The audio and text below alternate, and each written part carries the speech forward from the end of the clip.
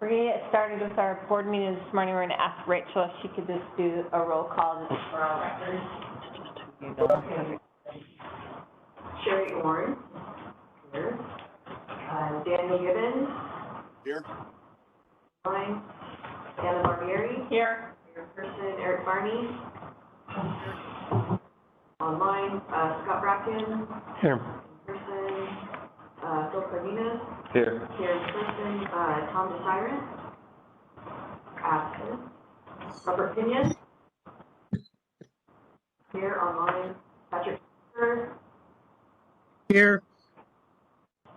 Online, Cindy Sharkey. Here. You're online, Tucker Skitzer. Not here yet. Larry Stringham, not here yet. Diane Turner is going to be absent today. And Keith Zusman, here in person. Okay, we have a quorum, we're ready to go. Awesome. Okay. Welcome this morning. We're going to get started with our board meeting. It's being held, our Administrative Control Board meeting being held here April 25th, 2022, 9 a.m. at the district offices located on 604 West, 6960 South, inside the Salt Lake County Public Works Administration building. The first thing on our agenda is item number 1, the consent items, which are March 28th, 2022 board meeting minutes, and the board authorization for county property tax committee to release properties from the 2022 tax stuff. I would look for any questions or a motion for approval. I'll make a motion that we approve March 28, 2022 board meeting minutes. We have a motion. Can I get a second? Eric Barney, second. Are you just moving to approve the minutes or all the consent items? It's just doing the minutes. Do we want to go ahead and do the consent item? It's up to you guys. I named them both, but up to you. Then I'll make a motion that we approve both of those. Okay, the motion was to approve both of those items, 1.1 and 1.2. We have a motion by Anna, and who did the second? That was Eric Barney. Eric did the second. Do we have any questions or comments on any of it? Okay, if not, I'll look for all those in favor. Please say aye. Aye. Are there Aye. Are there any opposed? Okay, that passes. Let's go on to the next item. Is the meeting is open for public comment. Any public wishing to submit a comment, or has anybody submitted a comment, or do you know of any? Madam Chair. Okay, and we don't have anyone online that you can see? Yeah, we do. Okay, we don't have, it doesn't appear, and there's no one here in the audience that appears wants to make a public comment. So we'll go ahead and close the public comment period and move on. Number 2.1, the business items is adoption of the resolution 4413, approving the new interlocal agreement with the town of Alta for recycling collection. Pam and Rachel. Okay, you have the whole packet? I do. Can you scroll to page 15? What page? 15.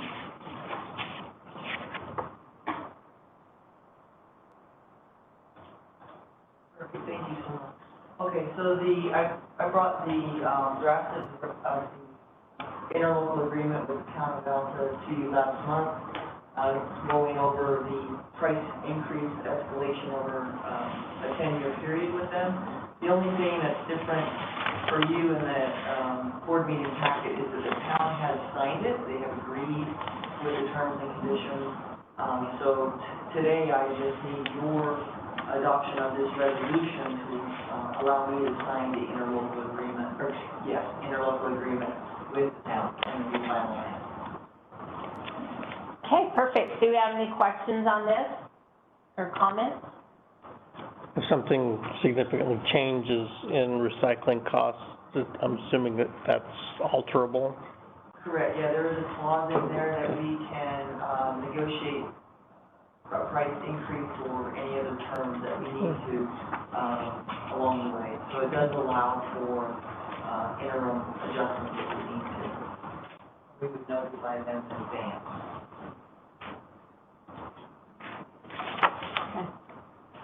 Okay. Any other questions? If not, I'll accept a motion for this approval. Motion that we approve the adoption of the resolution 4413 approving the new interlocal agreement with the town of Alta for recycling collections. Perfect, that was a motion. Eric Barty, right? Yep. Perfect. Second that. Okay, second by Phil. All in favor, is there anybody that'd like to have any comments about it? Okay, if not, all in favor, please say aye. Aye. Aye. Aye. Are there any opposed? Okay, that passes. Great, we'll look forward to you executing that with them. Thank you very much. 2.2 is requested revisions of district policy, chapter 3, board meetings and functions. Rachel. This is a follow-up from our discussion last month where we did the Open and Public Meetings Act training, and this is in relation to just some of the new legislation that was passed this year that required your electronic meeting policy to state how you will calculate a quorum when individuals are participating electronically. It's kind of always been taken for granted that if you're participating electronically, you're part of the quorum, but we have to say that explicitly, so that's what this does. And then I also just added another line here, just kind of clarifying for our policy what's already stated in the law, that we must have an anchor location, that's a physical location that would be available for members of the public to physically attend, except in those cases where according to Utah Code, we're allowed to have a meeting 100% electronically without an anchor location in cases of public health and safety. Obviously, that's coming directly from the COVID pandemic. There are certain times when we wouldn't even want to have an anchor location, you know, and have anyone in the building. So that's already in law, but I'm just memorializing it here as well. So pretty simple change, and this can be approved just by simple motion. Perfect. Does anyone have any questions, comments? Okay, I'd accept a motion on this change. Move that we approve the policy change. Okay, we have a motion by Scott. Can I get a second? Second. Anna Barbieri. Second by Anna. Is there anybody that'd like to make any comments this time? Okay, all those in favor, please indicate. Aye. Aye. Aye. Aye. Are there any opposed? Okay, that passes unanimously. Let's move on to 2.3, additional revisions to District Policy 16.4, abatement or refund of charged service fees, town. And Okay, Paul. so, just a page above that. Okay, so, in the last board meeting, when, Paul was talking about, Paul and I talked about revising the policy to allow me in 4 years to approve the refund. It was a good question. I believe it was Board Member Stream asked to have a report brought back to you, the board, so that you can see, what has happened in the first quarter, and then on a quarterly report, we'll report to you. I'm glad that we went back and looked at this, because back in 2015, the board's legislative intent was to allow me to refund overpayment, and to be able to have that authority, so residents would have to wait a month, or if the board meeting just happened, then they'd have to wait a little bit longer. So that was the intent. Board Member Bracken, memory may be well enough to state, that was the intent, and so I wanted to make sure we put this in another revision, and add that the abatements that are up to 4 years are for incorrect billing, are error, that we want to limit. If we rely on our residents to catch that and let us know. So if they say it's been 10 years, really they've had a good 4 years or more to let us know. So, and then it's just the refund of overpayments down there. So before you want to adopt that? Do you want us to show you the refunds, or how do you want to? Yeah, I think, if you scroll down to the next, she also included in the packet this refunds for first quarter, and that really sheds a lot of light onto what she's saying. It's like, one person paid, like, I want to say, you'll see one of the lines is $5,049. It was because they were really trying to pay $50.49. And it doesn't make sense, I don't think, for us to hold that money for a month before it comes back before the board for us to allow it to be refunded. And that's basically what the policy is doing, is making sure that's in policy. Yeah, and also speak to that issue of the customer's distress. Yeah, so, just a couple things on this, I wanted to say, these are refunds, and we define refunds as cash paid back to the customer. I want to be clear that we still have a lot of adjustments coming in that are not here, that are adjustments on account. And that's, depending upon how you define that, if there's an adjustment on an account, eventually there's some benefit there to the customer. But this is just refunds as defined by cash that went back to the customer. The first section there is checks issued, where we issued a check to them. I tried to classify it in different categories. It's not a perfect classification, but it does give us some feel for what goes on there. And a lot of times there's just error, human error, and we're trying to get that corrected. A lot of times the customer, sometimes it's us, but we just want to get it corrected. And I think the speed which we do it is really important. That one case over $5,000. He called several of us numerous times, and we got it back to him. We had to wait until the funds got collected on our side. That was the issue, but still we got it back to him, I think, within less than a week. And so I think the timing really is important here. And then down, this is just the checks we issued. If you go down just a little, please.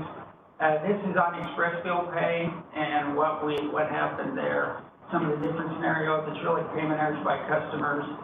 Sometimes there's billing errors by us, or an issue sometimes when they sign up for something where there's a billing error or can be an issue there.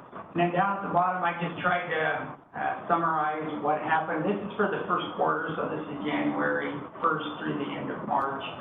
And like I said, this is refunds as far as funds that went back to the customer. We still have adjustments that are not reported here, and have a fairly significant number of them every month too. So I don't know as far as if there's any more questions. I really like the policy. I think it helps us just serve our customers better. That's what we're trying to do, where we can get them their funds back quicker than. I think having this type of report every quarter keeps Transparent. keeps us on track to make sure that there's not anything that's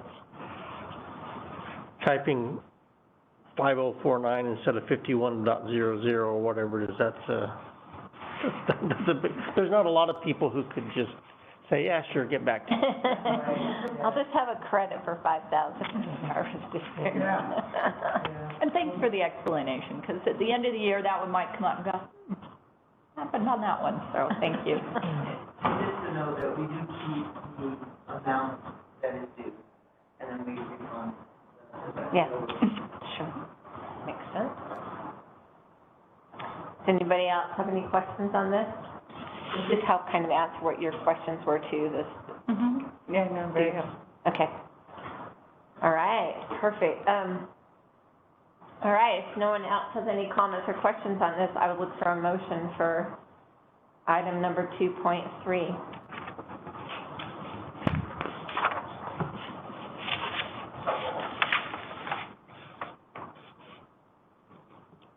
Everyone else be asleep. I'll wake you up.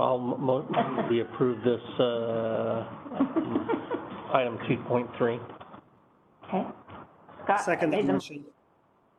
Perfect. Eric was the second. Is there any discussion on this? Okay. If not, all those in favor, please indicate. Aye. Aye. Okay. Is there anyone opposed? Perfect. Item 2.4, 2022 first quarter financial report. All right, first quarter of the financial report. As far as just an overall view of this. Really, our first quarter, we have less activity in the sense of less time. We have less employees. You know, when we start the scrap program, we hire more employees and have more activity.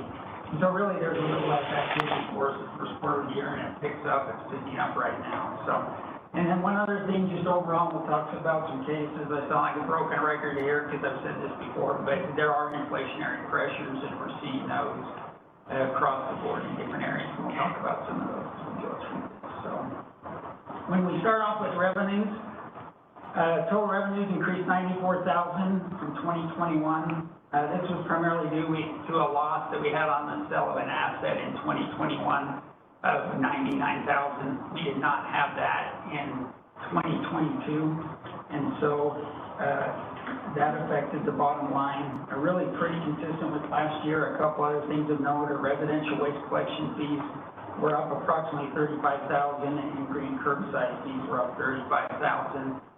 We did have an offset. Those increases were probably offset by an increase on lots of investments, and so some of our investments lost value in the first quarter of the year, which I think, you know, you're seeing it in other areas too. But one other thing of note here is recycling revenue. We did not have any the first quarter, so that means we're paying for recycling, and we'll talk about that a little later in practice. So, any questions on revenue? Actually, can you explain to me what you are invested in? What you are allowed to? We follow the Money Management Act, and so we're with Dimes Investment Account, and then also with PCIF. Okay. And that's where we're both. Okay.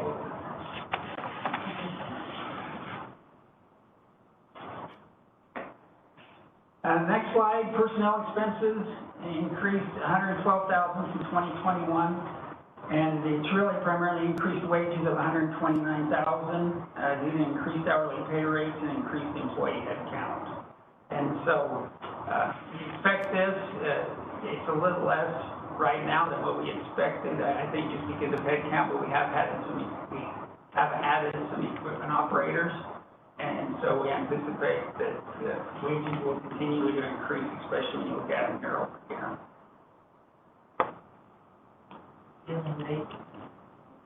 That's good. Yeah, for sure. Good news. And then the next slide, please. Operating expense highlights. Total operating expenses increased $223,000 in 2022 compared to 2021.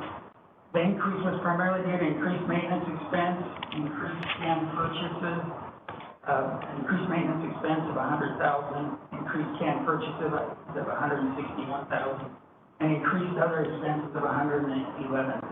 So just a couple things on those. Maintenance expense we'll talk about. We have another graph, and we'll talk about that a little more in just a minute. The can purchases are really, a lot of that's due to the timing. We purchased some in the first quarter this year. We didn't purchase much last year in the first quarter, but also there's an increase in those. Last year, at the end of, in March of 21, they were about $50 a can, and right now they're about $62 a can. So that there's an increase there. On the increase in the other expenses, I went and looked at that, and a lot of that's just timing too. We started our scrap program as far as some of the administrative expenses related to that, printing and postage. We started that earlier this year, and so we picked up some of those costs in the first quarter. And then as far as the increased expenses were partly offset by decreases in recycling fees of $112,000 and general liability insurance expense of $86,000. So we'll talk about recycling fees here in just a minute. The insurance expense is really just a timing issue. The trust they changed their billing cycle, so they billed us for the first 6 months of the year, and we're going to get an invoice and a bill for the remainder of the year here in the next few months, I think. And so that's not anything to get too excited about as far as, wow, we're saving money on insurance. I wish that was the case, but not necessarily. And so as far as the bottom line number goes, we're showing revenues less expenses of a negative $134,000 this year versus a positive $106,000 last year just for the first quarter of the year.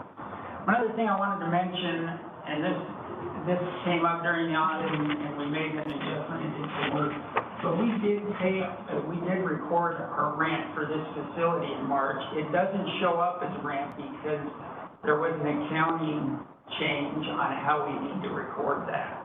And so last year, you can see up there, the rent was $271,000. This year, it's $276,000, so we paid $5,000 more. How that's recorded is it's picked up in depreciation expense now and interest expense. And it's really, there's accounting regulations with some of these agreements that say you have to treat them differently from an accounting perspective. And there was changes there with an accounting standard. And so what we actually paid went up $5,000.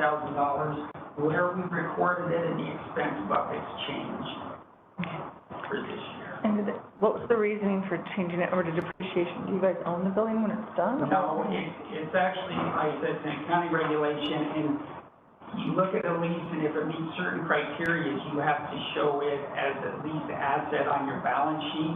So it's technically it's your asset for the period of time that you have on the lease? It's not really, no, it's an asset that we lease. We don't own it. In fact, the county came back with, the agreement that we signed. We stated we didn't own it, and I told the auditors that too when I talked with them. But it's an asset, it's really an asset held for lease. That's how we qualify it. But we do need to depreciate it. And I get it, sometimes it's confusing and you can question the logic, but it's what we do. It's government. Well, the auditor will have more information next month.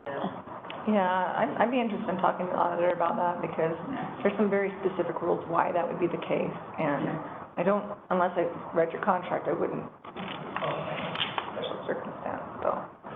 Okay. Well, there was a change in the regulations last year. Well, Because what they were trying to do was organizations, and it's not just government, it's also public and non-public entities. What they're trying to do from an accounting perspective is they have these organizations that have leases that are worth millions of dollars, and they're not showing that debt anywhere. And so they're trying to have organizations show the debt, and when you show the debt, then you have to book something to offset it, and so it's an asset. But what they're trying to do is get organizations to show the total amount of the debt, the present value of that lease. so there's another corresponding line item then? There's debt, yes, on the So balance it's sheet. on the debt, on the balance, that's been added as well? Yes, Okay, that makes more sense. yeah, there's debt and there's an asset. Okay, Yeah. thanks. And I could get more into the GASB, but I don't think. No, I got it. I just wanted to understand why they were doing that, because that's not normal, so. If they're changing how they're recording it, I Yeah, guess. we actually needed to change that. That was one of the adjustments we had for our Sure. financial statements last year. Yeah, that makes sense. Okay. Any questions here? Okay, we'll move on. This is a number of customers. This is for the basic service, the basic side load service. And so, also I just want to point out that chart starts at 84,000. I usually prefer to start at 0, but when I do that, in this case, it doesn't show Can't see anything.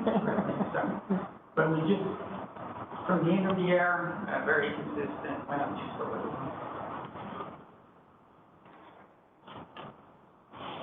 Okay, the next graph shows fuel expense, and this is where we felt some inflationary pressures.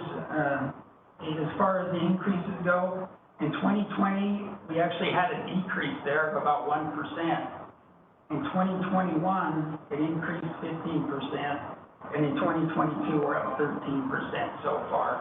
And so we're really seeing an increase here on fuel. We do use CNG and then also diesel for some of the vehicles that we have. CNG, the first quarter is up about 20 to 25 cents per gallon, and diesel is up over $1 a gallon on average. So, see what happens. This is one that's kind of unknown, and we all feel it in our daily lives too. Yeah. It's not very shocking, huh? No. Is that something we need to adjust in the budget at some point, or do you guys just make that adjustment yearly? Well, we'll see how we're doing. We do, as far as right now, I think we're, pretty early in the year. We'll see as we go along if we need to adjust that. Okay, next one, please. And this is maintenance expense. As far as this goes, last year we were up 2%, and so far this year we're up about 14%. And last year we were less than what we were anticipating, it stayed lower. One of the reasons for that is when we got our new trucks, we got them late in the year, and we have some maintenance and preparation on them. That amount was actually recorded in this year because that's when it was done instead of last year. That's about $23,000. And so it really shifted from one year to the next based upon when we did it. And then the other big piece of this increase is parts. And we're looking at that in parts and then shipping for parts. And I think we were expecting this. It is a significant increase for us as we can see how this continues to go along with fuel in here. Grateful we can get parts. Yeah, well, and that was part of it. Last Really? year, I think that may have been part of it a little on, we're trying to get A these. delay of getting, Can't can't get parts. things. Yeah. It rolls over to the next year's finances. Yeah. Yeah, And I for sure. think hopefully it's getting a little better, but it's really expensive. So. Next one, refuse tons, we can see here, really consistent with what we did last year. If we look, you can see the legend down at the bottom. The orange is 2019, the gray is 2020, the dark orange is 2021, and then the blue is 2022. And so really, we're very consistent with the tons that we hauled last year to the first quarter. One thing that's changed, and you can see here on the graph, is we used ACE the first quarter of 2022, which we did not use last year, and that took some of the tonnage away from the transfer station. So you can see the decrease there in what went to the transfer station, and it would increase in what they pays.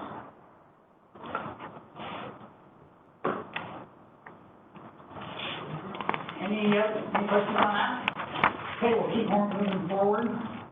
Recycling tons, this stays relatively consistent. We see a slight decline from last year, and it's really declined over this is the first quarter for each of the years. And so, as I said before, I like to show 4 years on some of these expenses. I just think it gives the context, and I like that when I came here, I don't know if you want to see 4 years or not. I think sometimes, especially if there's new board members, and then it helps. I think you see last year sometimes doesn't provide a full picture. Yep. But I like seeing 4 years on some of these.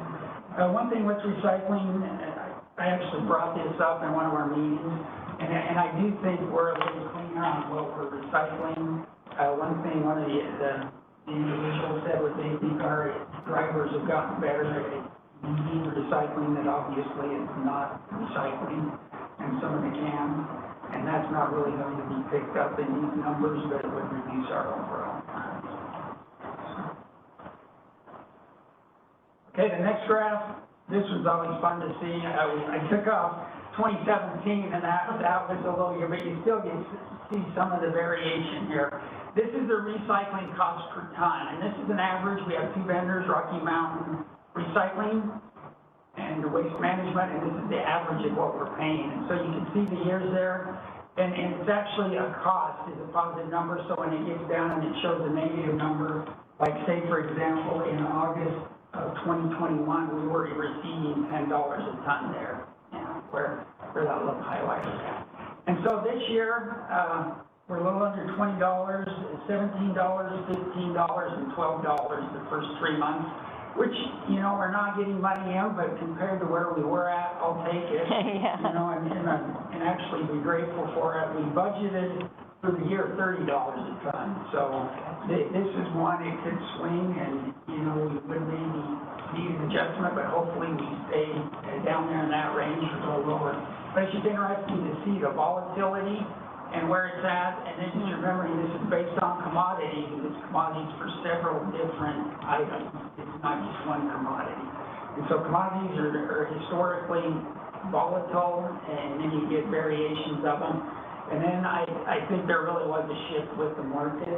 When China closed their markets, and I think that created some of the, as far as really, there was a lot of recycling stacked up, and I think there's been some good things as far as sites and resources to handle our recycling more within the United States. And so I think from my perspective, long term, that may have been a good thing. Yeah. Although it's painful in the short term when we were paying, $65 a ton. I think long-term, and maybe for the service in the industry. It's usually what prompts the change. I was gonna tell you that this is the kind of thing, like when you were asked if we're gonna have to readjust for like operating and stuff, it's because this kind of stuff helps us cover it. Yeah, no, that makes total sense. Okay, the next one, please. And this next graph is just our cash balances, and we do include in here our investment accounts with Zions and with PTIS, and the reason we include them is they are very liquid investments. We can pull that money out when we need it, and so we consider it a cash equivalent in this case. And so looking at this, the lines are kind of tight, and it's a little difficult to read, but just a couple things to take away. The increases are usually the higher cash balances are due at the billing cycle, and then we start to work through our cash, it goes down, and then the other thing that can really significantly affect cash is when we pay for our asset purchases. Any questions on cash? That gives us a history there too. We can see, if you look at March last year, we had 10.9 million. This year we have 9.8 million as far as total cash flow. Okay, the next slide, please. This is capital expenditures for 2022. We brought this back and we did make an adjustment. This is one thing we've already adjusted this year due to the cost of side load trucks. There was a $64,000 increase on them, and so we brought this back, and that was that. And also, we still have not received our light duty trucks that we ordered in 2021, and I'm starting to wonder about those. I talked to them, maybe keeping our other trucks longer, but we'll see. But we have not received those yet for 2021. So one thing on the front load trucks, we're anticipating receiving them in the next 3 or 4 weeks, I think, in the near future here on the front load trucks. So we'll have to pay a remaining payment on them, but the good news is we have the trucks. So Yeah.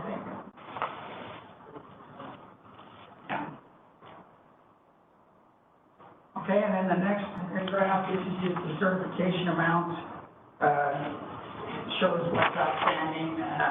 The original amount certified, so for 2021 in the fall, we certified almost 2.2 million. Right now, about 83,000 of that's outstanding. So we talked about certifications in the past, and the benefit it is for the district. It does. Yeah. I can't imagine doing collections on, $51 a quarter, $104 a year. And we could have a couple of people doing collections full time, and it's really expensive. Yeah. And that's it for the financial report. Any questions or comments? Great job, Paul. Good job. You're always very clear and thorough. That's why there's not many questions or comments. Okay, 2.5, recommendations on phase 3 for salary adjustments based on experience. Melissa, Pam, Ashley. Yeah, so I reached out to some of you, especially those that are newer, so that you understood the history that Melissa Cotter, our great compensation consultant, has with us as a district, and designing our district pay plan and compensation classification separated from separate counties. Great history here, lots of years experience, expertise, and thankful that you still work with us. I'm very thankful for that. So she has done her analysis here, and I'm going to basically turn it over to Melissa and to Ashley. Perfect. Thank you for having me today.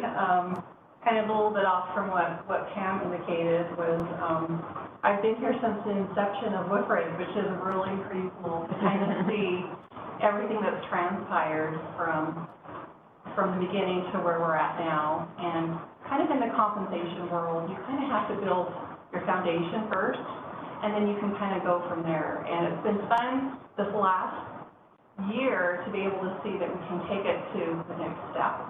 And so a lot of you are new, and so we kind of wanted to spend just a few minutes and just kind of giving some historical information that might help in kind of showing you where we were at to kind of where we're at right now. And so if you look right where it talks about the background on WFWRD, In 2019, we did a market analysis for all positions in Woodford. And so basically what that entails is me working with HR and also with the executive team to kind of get information on all of the jobs, but also recommend third-party salary surveys that we purchase, and we pull credible market data for what these positions do. And Who do you purchase this from? we have a couple, we don't just use one, because it's very important to use multiple sources so that you can kind of feel comfortable with the end result.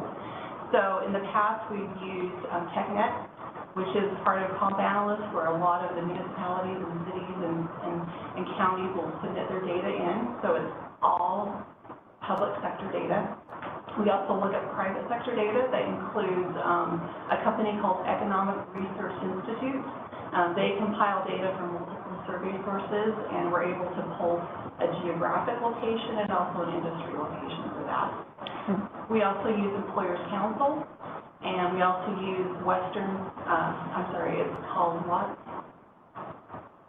Western Management Group. And so all of them are very, very reputable. We also use a company called Comp Data, who also has a lot of public and private sector companies who submit their data in. Is that just because it's cheaper than doing a salary survey? So I compile that data to the salary survey. If I did my own private salary survey, most companies will not participate.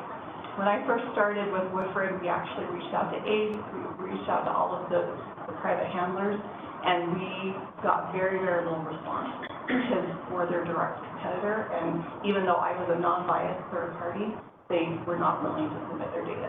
But they're willing to submit it to a third-party salary survey company that we're able to purchase the data from. Keeping in mind, one of the compensation rules that I have to follow is I can't price fix. It's not like I can look at what ACE is doing and say, we're going to pay what ACE is paying. We actually really have to look at kind of an aggregated total of what the market's paying. Does that answer your question? Mm-hmm. Okay. Thank you. So we did that in 2019, keeping in mind that that data was 2018 and 2019 data. And each year, we've adjusted the market based upon the COLA that's been approved by the board to kind of keep us within range. In 2021, though, we kind of ran into an issue where we had a lot of openings with equipment operators, and we couldn't fill. I mean, they would go out and recruit, and they'd have like 2 or 3 applicants. And a lot of that is just because these skilled workers, especially with a CDL endorsement, are really, really hard to recruit for when you've got so many in the private sector that are paying top dollar and a sign-on bonus. And that's really difficult for public sector to really kind of say, hey, look, we have this great benefit package and a great pension, when they're looking at, I've got to put food on the table. Mm-hmm. And so in 2021, we did a mid-year salary market analysis, and it was for those 3 positions that we were struggling to really fill, and this also impacted the area cleanup positions that we approved for. And so we did that in 2021, and then we also came to the board and also presented a plan, which is what we're going to talk about today, which we broke it into 3 phases. And so phase 1 was just being able to say, okay, now we have a new market range for equipment operators, but we still want to recruit equipment operators that have experience. And in order to do that, to be able to recruit them away from other companies that they're with, whether it's private or public, we need to pay for their prior experience and actually place them in the range based upon that prior experience. And we had some great success with that. That was phase 1. We also, if you can scroll to the next page, we also, on table 1, made the recommendation that we made a couple of adjustments to make it so that within the range that they kind of like weren't capped out like they were before. And so, I'm getting ahead of myself, I'm sorry, that was phase 2. Excuse me. So, we received the approval to start this with a board meeting on June 24th. And the board asked us to come back with phase 2 recommendations, and that was, okay, now you've taken care of new hires, and you're starting to kind of get more people applying for the equipment operator position. Now we want to take care of current equipment operators. And so that's when we came back to the board in August. And a little bit of background about that, just to kind of help the new board members. When we looked at prior experience, it wasn't just a matter of them submitting us a form and us saying, okay, we'll just submit it and give you the credit. The HR department spent extensive amount of time looking at the forms and then also pulling their CDL records to see when they actually were issued a CDL licensure compared to the form. And so during phase 2, those adjustments were based primarily on what could be validated. And we came to the board with that. We also made a couple of other recommendations, and that's what I had jumped to with this table, where a lot of the current employees were saying, hey, I've been with Woodford most of my career. You're not recognizing me for staying with Woodford through all of these years. And so what we also did was a retention recommendation as well, and that was making the adjustment to allowing equipment operators to max out at 100% of the range at least 15 years. We didn't do that originally when we created the compression management matrix in 2019 for fiscal year 2020, because we didn't know at that time, we didn't want to get everybody to the top of the range. We wanted to kind of cap them out so that they still could get increases based upon merit. And so we capped them for this particular group at 90%. But as we discovered, it made more sense to allow them to be able to get to 100% of their range, because we're communicating to them that we value. We're not going to cap you and still have this little nugget that you're never going to obtain. And so we made that recommendation, and we did that within phase 2 reform. And you can kind of see that above where it was highlighted in red, where in phase 2, we actually took those positions, which was the equipment operator and lead equipment operator, and we maxed them out at 100%, and we made the adjustments based on that.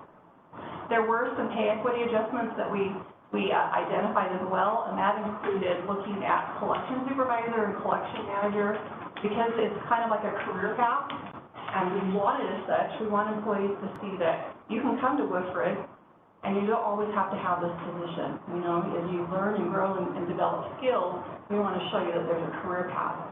But what we were running into is there was creating a pay equity between the lead equipment operator and the collection supervisor, who started not at the 25th percentile of the range, they started at the beginning of the range.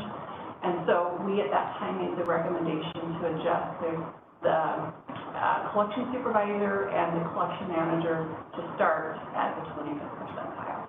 And basically what that did is it helped create that pay, it helped get rid of the pay disparity that was between those as we were adjusting all of the leads and equipment operators. So you work in a step and grade type format, correct? Correct. So the last thing that we did in phase 2 to kind of get everybody up to speed is, because we went to 100%, that did create an opportunity where we have employees who have been here more than 15 years. And we didn't want them to feel like we don't value you anymore, we don't value your performance anymore. And so we created a performance incentive pay. So at merit, if they met the requirements for their performance, instead of getting a pay increase, they received a $1,500 merit pay, performance incentive. Okay. And so that was all approved in phase 2, and then we got approval from the board to start phase 3.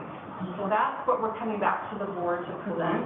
But before I get to that, because we've kind of gone over the last 8 months of this, I kind of wanted you guys to hear from Ashley, to hear about what positive things have happened from the board approving this.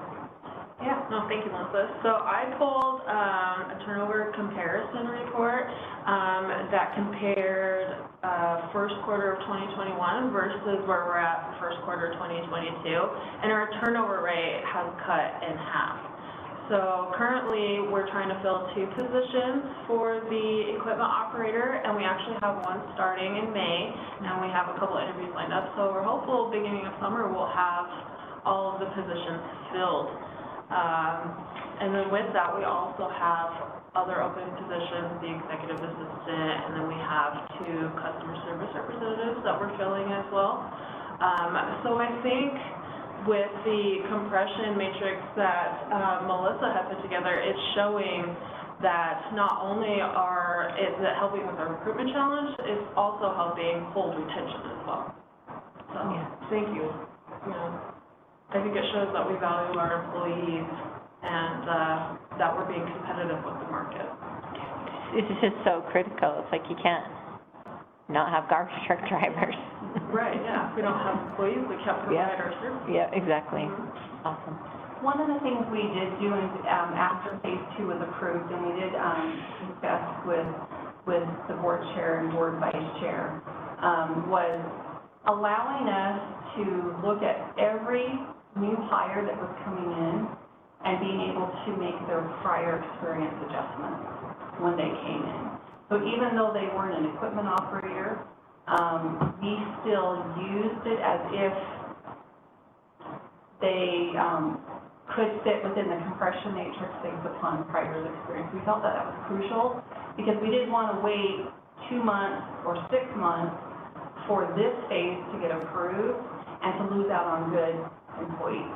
And this came true in multiple cases where we've been able to recruit incredible employees that have been able to really add to the workforce. And I don't necessarily know, and Pam, maybe you can speak to this, if they would have accepted the job if we wouldn't have had this in place. No, they don't, it's not.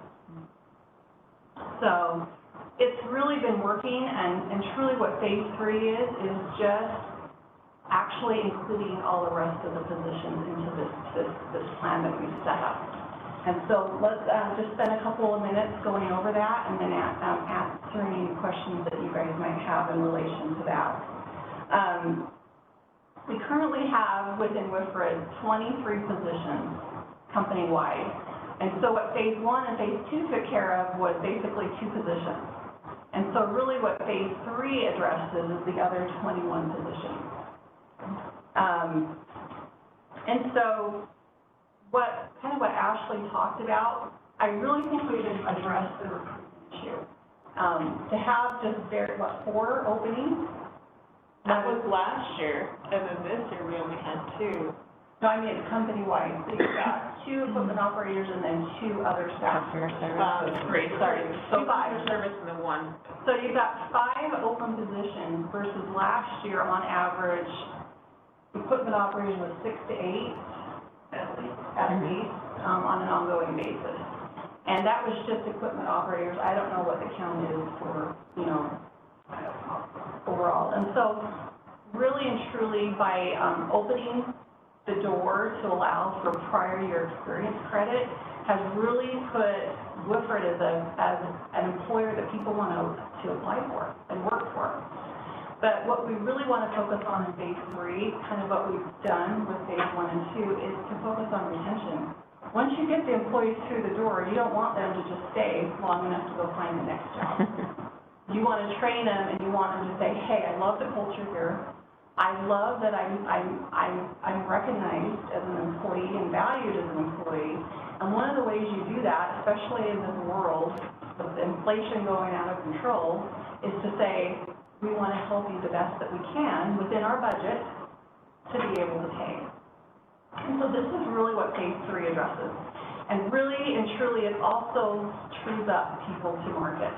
So I really want you to think about that truing up people to market means that if someone like a Pam or a Paul or even a collection manager were to leave, what is it going to cost to replace that person using this matrix? And if so, do we want to actually true up the current employees now? So just kind of keep that in mind as we go forward with this. The other thing that we noticed in phase 1 and phase 2 is that we introduced in phase 3 is not only are we giving a prior credit, and let me just explain on that for a quick minute. This is work related to the job you're currently doing. It's not all work that you've done, it's related to your current job.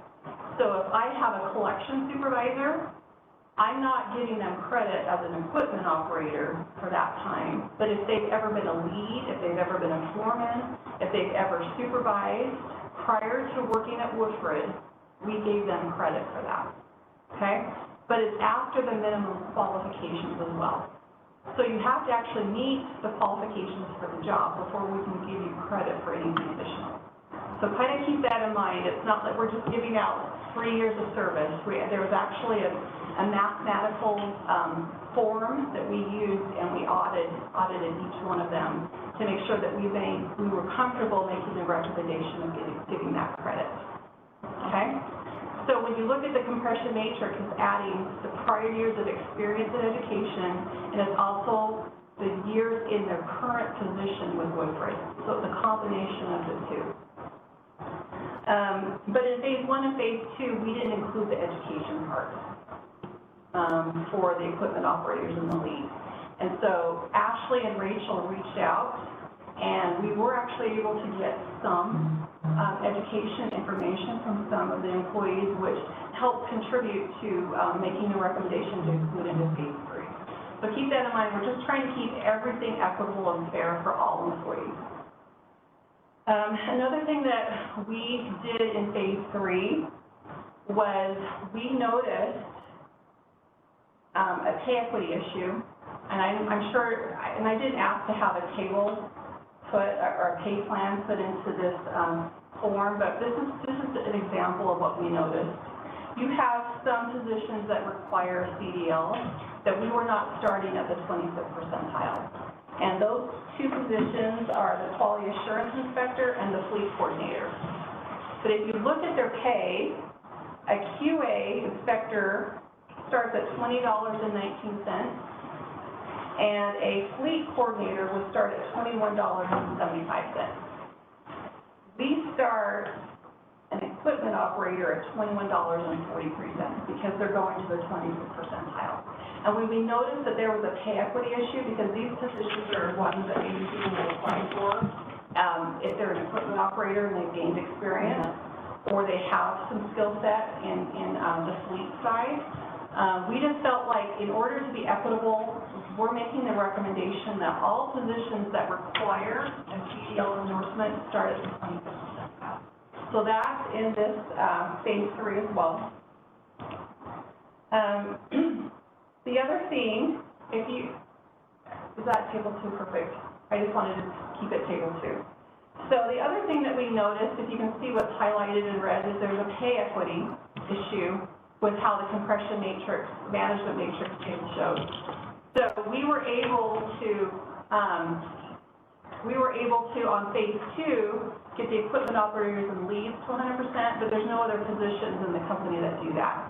So basically what we're proposing is any position that starts at the 25th percentile, they max out at 100% of their range at 15 years within their current position.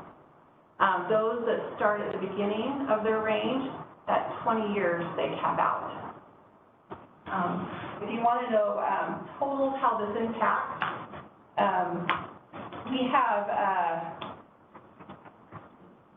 by making this adjustment, those that start at the 25th percentile, there's 7 employees that have been here that will benefit from this adjustment, which is great because we're saying we value you, you know, we want you to stay.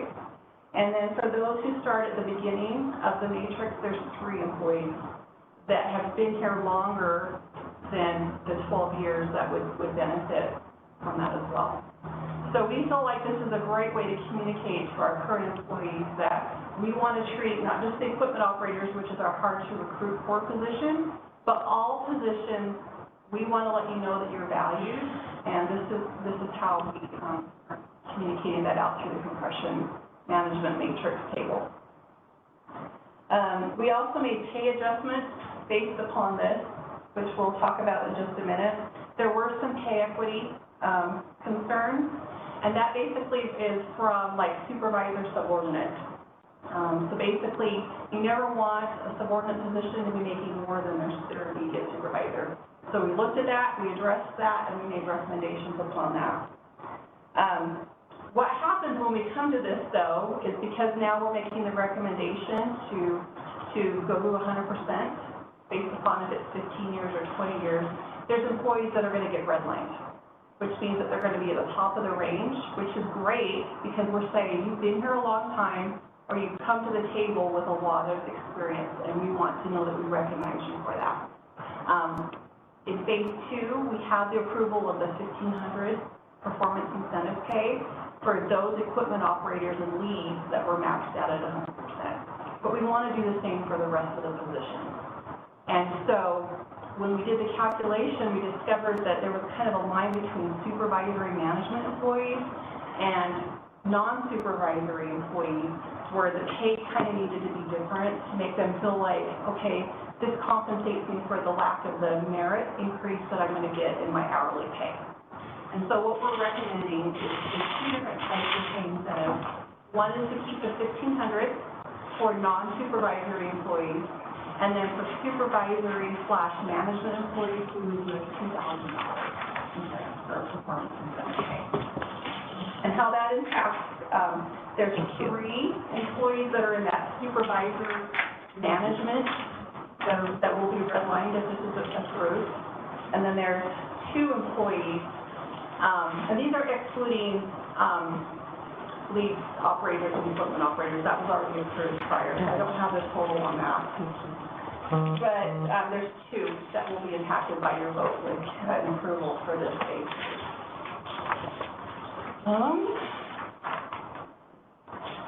Can I ask a question? Yes. So when you're talking about these, the incentive pay for those who have maxed out, is that just an automatic or is that tied to a contract of some sort? It's tied to their performance. So every employee has to go through a performance review. Sure. And if they don't get, if they don't pass the performance expectation, then they do not receive a merit increase. Do they get, like, okay, well, I understand the merit increase, but on those who are at their max on the merit, and you're looking at the stipend, are they getting a portion of it depending on what their merit? It's all or nothing. They have to, successful evaluation for the score of 3 or higher. There's certain categories for each position in the organization, and there's a ranking of how they're performing in those categories. And is that because that's a merit system versus, It's broken 2 ways. We have a COLA that everybody receives. I understand the COLA, at the yes. year. And that's typical. Yeah. Right, but the merit is based upon your performance. Sure. At time of their merit. Which is why I was curious about, if the merit is 3 to 5, as long as you get the 3, you just get the whole amount, it's not prorated or anything. Okay. It's not a paid performance. No, I get that, I was just curious. Yes. Okay. Right. So employees, if they're not performing, the hope is they get put through performance management Sure. role. Yeah. And so you're not continuing on with the same issues as every year you're not getting your merit. What is it? Yeah. You address it as performance management. All right, and so basically how this breaks down, there's an annualized total. Again, this is for all positions that included both merit and appointed. Basically, this is truing up everybody based upon the compression matrix, which is in table 2 that we're asking to be approved by the board. We know that that's a big ticket number, and so knowing that there's a lot of unknowns for this year, we've talked a lot. Paul can probably make some comments about this, but really and truly, we're just recommending that we implement it as of today, which is board approval. So we're not making plans to retroact back to the beginning of the year. It would be from this point forward, and so if you look at that information date, it would actually increase the budget with benefits, $155,811. Do you want to make any comments about that?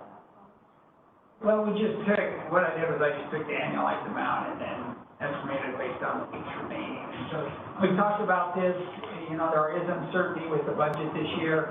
We feel like one area where we're gonna have some additional, I should say will be underfunded or underspent is with the scrap cleanup program and temporary labor. And that's one benefit where we have the equipment operators and we can recruit some of them and ask them to help out on that side.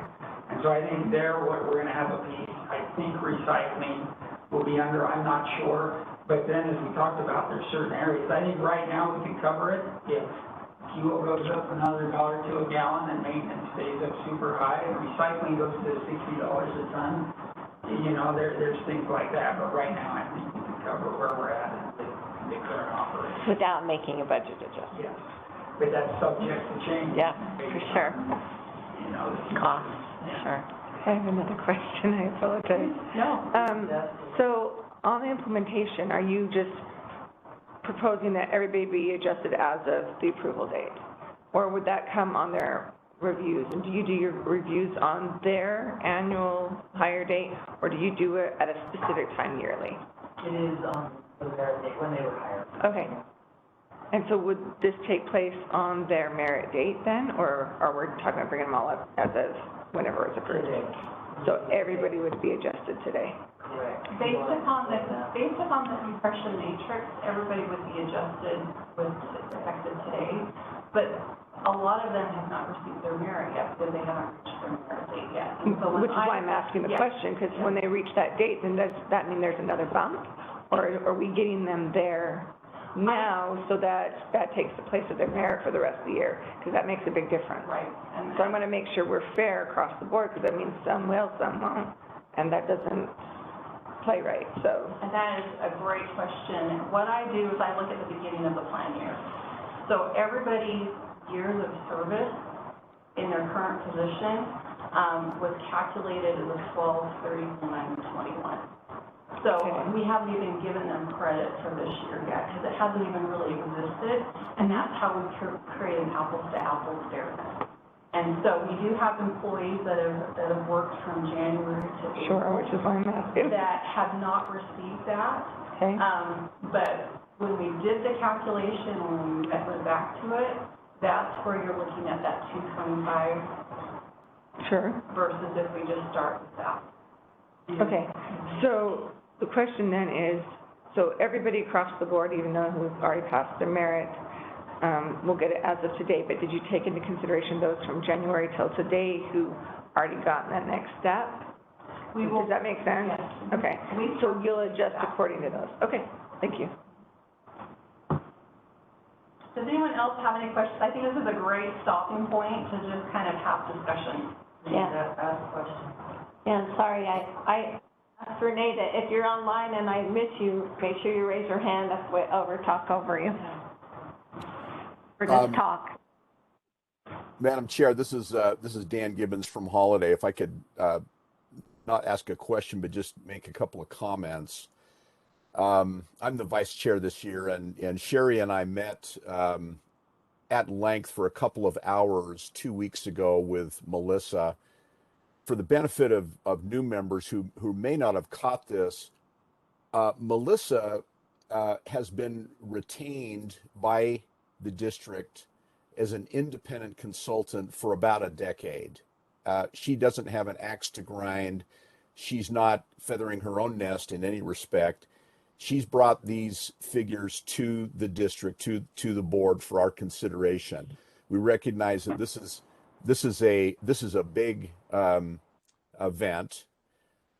It's a true up of compensation from top to bottom of the district. It is both a retention tool and a recruitment tool, because we have great from our executive office up through all of our drivers. We have a great team, but the cost of turnover in the district would be and is very substantial. We believe, and I guess I'm saying I believe that this is a great move for the district, because it will ultimately result in huge savings, and not just, this is not a reward per se to staff, it's a retention tool to bring us up to market and a recruitment tool for the future. And that's exactly why we engaged with Melissa Beck in 2012. And so I'm very grateful to Melissa for bringing this to the board. And that's all I really have to say. I'm just a big fan of what she's proposing and have no concerns about it, and I'm a big advocate of it.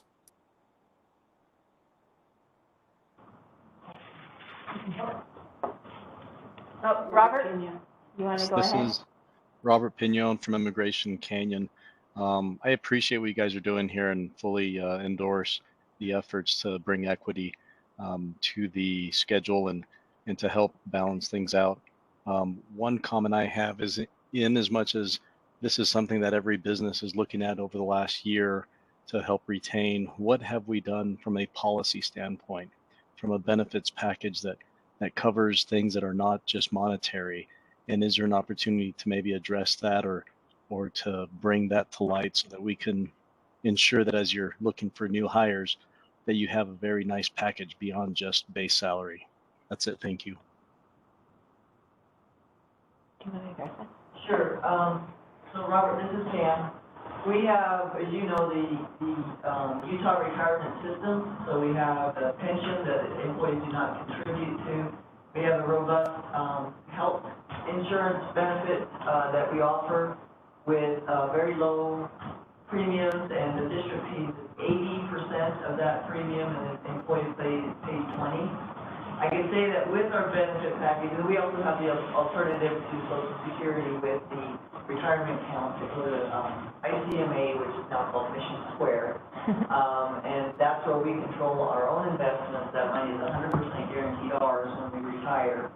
I can say that the benefit package is something that helped us to get a very qualified collection manager, Dustin Bradshaw, and to come over to here from Waste Management, who was earning quite a bit more in dollars. But when we looked at years of experience, we were able to bring him in with those years, and then also with the benefit package, he was willing to waive his bonuses that might have come through Waste and bring him over here. The benefit of that is also that he let drivers know the benefits that we have here with the health insurance, the retirement, and so forth. And he was able to coax about 3 or 4 drivers over. So I feel like right now we're within the ability to compete with some of the private haulers that are out there. We've struggled with that for years.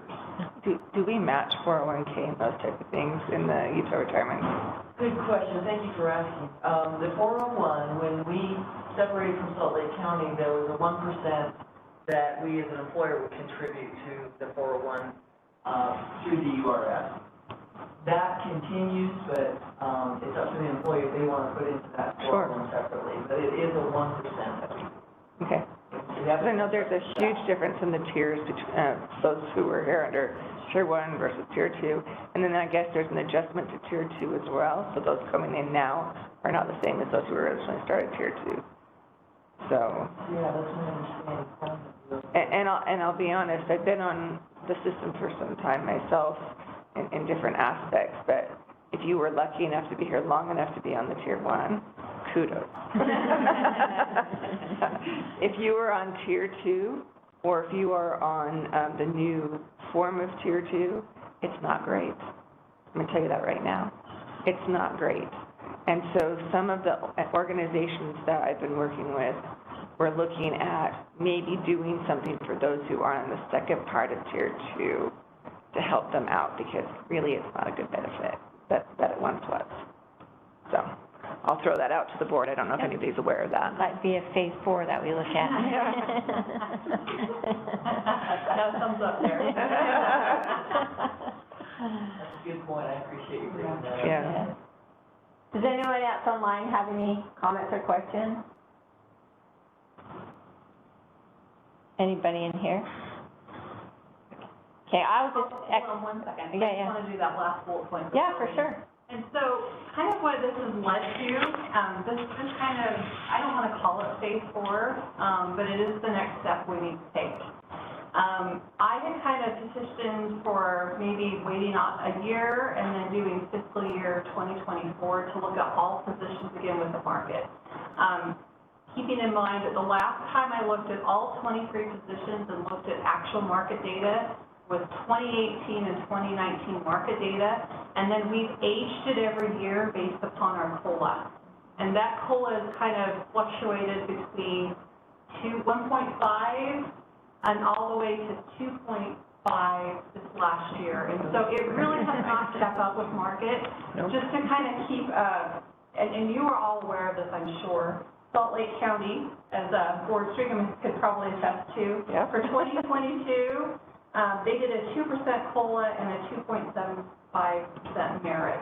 And so how they adjusted their ranges, I'm not exactly 100% sure, but the employees had a potential of the 4.75. Well, to be fair, we have not gotten through that process because it's way bigger than what we have here. Right. And so we've adjusted certain groups that were just, we couldn't hire at all. Right. So we're trying to stop the bleeding right now.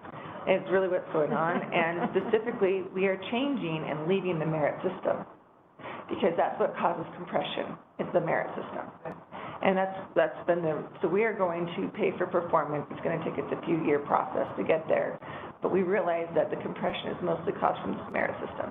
And not having ranges to work with, having steps, it's a huge problem.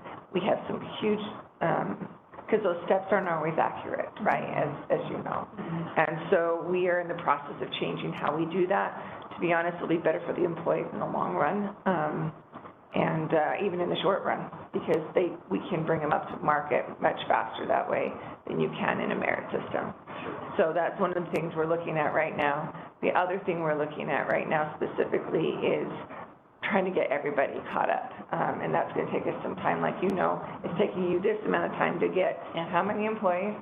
And we've got like 5,400 that we're trying to do with so many positions. It's unbelievable. So we're just stopping the bleeding right now. That's all we're doing. Right. We So, relate to that. yes. And I think everybody who's on, representing your city, the municipality, is still the same way. Probably the same place. Yeah. State of Utah, they did a 3.5% across the board labor market increase for 2022. So keeping that in mind, we really truly feel like it's time to look at all positions again. We need current market data so that when we go into fiscal year 2023, we feel confident that we are current with all of our ranges instead of just making those COLA adjustments every year. And maybe Paul can talk a little bit about this really quick, but we are looking at doing a rate increase. We're getting to that point with that. And because of that, we were kind of strategically thinking this needs to happen a year sooner than what we had anticipated. Okay. Yeah, we talked about it, and we just, Your low end. like Melissa said, we just like to have some numbers and to be considering that when we're talking about the increase. But with this, and you've seen it all, we think, when I got here, we went around how great, we're done with this for a while, and we go another year, and it's like we're not done. Yeah. And I don't want to ever give expectations. Where we're at right now is, this is it, or this is the end. But I really think, I would like to really have some idea when we talk about fees, where's this at, because it's a big piece of our cost. Agree, 100%. We talked a little bit about that in pre-board. It's like, it does us no good to go do a fee increase and then get slammed with a lot of, wage costs and operations costs and things like that. We know that stuff is coming.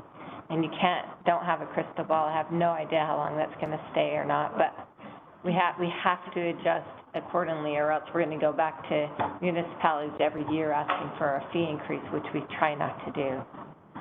Which we want to be proactive, and the other thing is, like you said, this is nuts right now. When I heard a lot of economic data, and I watch it, I'm just like, how long can this go? Yeah. How long do we project this out? Is it 2 years in the recession? Is it a year and a half? Because you really can't continue to go 10, 12% a year. No. Most people just cannot do that. And so where does that end? And you're trying to estimate that too, which I don't think anyone, I'm sure not going to get it right. I have an opinion.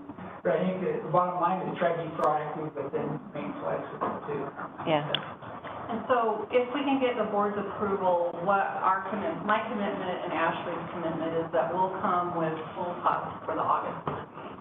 And that gives plenty of time to look at that impact number as well as have the increase discussion so that you guys are all prepared for fiscal year 2023 well in advance with that in mind. Yeah. So you want to finish that up, Pam? Sure.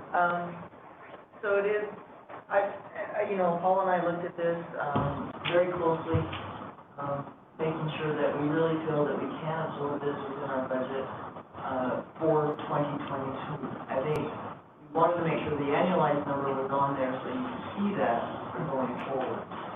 Attached to this phase 3, of course, any, adjustments with COLA and merit will come to you in August, as Melissa said. If you have any questions, want more information, very happy to field anything. No, and I think that when you presented the first quarter, we are noticing our cash balances are starting to dip lower and lower. Yeah. So it's just, everything's going to impact it, so we need to really understand that, so we do a good job of setting that rate. And do you guys normally have cash flow analysis that you get regularly, or? Sorry, I missed that part. As far as cash projection? Cash projection? Yeah, yes. Okay, so just so that we're clear, what you're asking us today is to approve the phase 3, and the phase 3 would be the implementation of the approximately $155,811 to start now as of today. And then the other figures, just for our own benefit, so we understand that as an annual number, that's what it would be. And then in addition to that, begin the market analysis that we can expect the results back in about August, so we can understand our rate increase. Is that correct, what the request is for phase 3? Correct. Okay.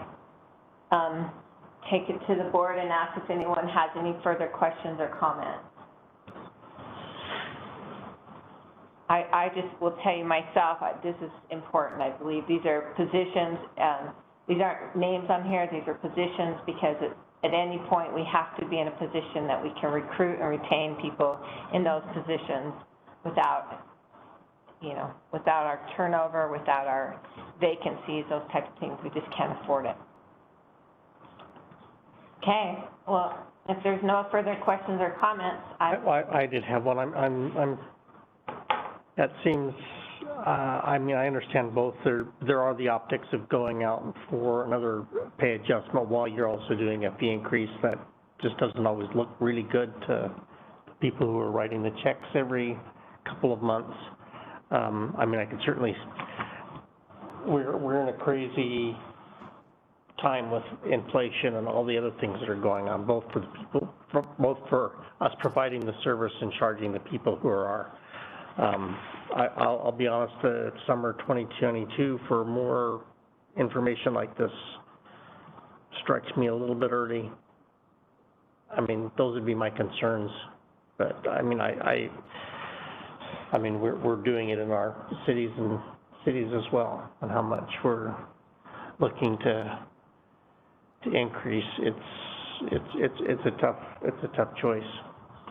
Yeah, I don't disagree. It's staggering, but my biggest concern was that if we're not prepared, we're going to start hemorrhaging employees again.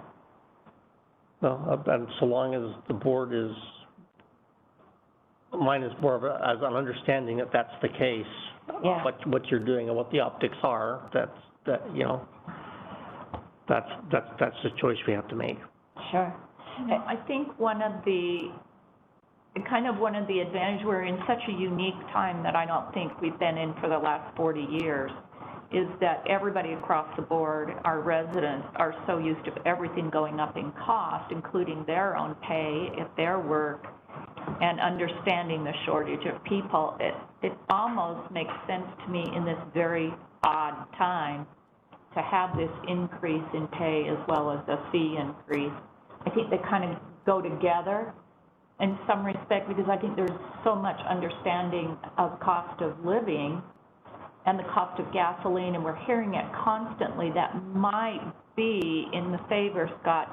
I too, however, look at this 22 and 23, perhaps that summer of 22 might be a little bit early because it is so volatile right now. And there, you know, if it's true, a recession's coming, do we want to keep increasing prices, and fees, and then we get hit with a recession? So I don't have a problem discussing it in this summer, knowing that might be premature conversation. Yeah, good point. Sorry, go ahead. What is the cost of doing, just initially, the information is good to have regardless. So I'm going to throw that out there first. We don't have to make a decision on it if we choose not to as a board. But what is the cost of getting that information now, say this summer, versus a year from now? Do we have to repay both times? Do we just have a membership? We get that information from those entities. How does that work? Help me understand that aspect. What are we looking at putting in money-wise to doing this for this summer to get the information so we know how far are we off from the original amount? We're off, I can tell you that already. And then waiting a year and then having to do it again if we choose not to do anything with it this year. So that's my question.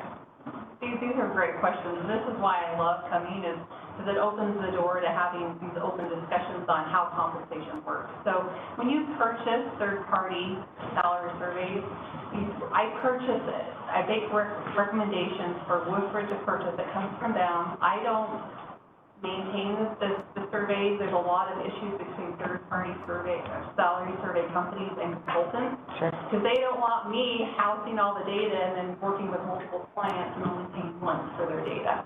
So I require that each of my clients purchase their own data and house their own data. Sure. On average, to get good data from multiple sources, it will cost probably between $4,000 to $7,000.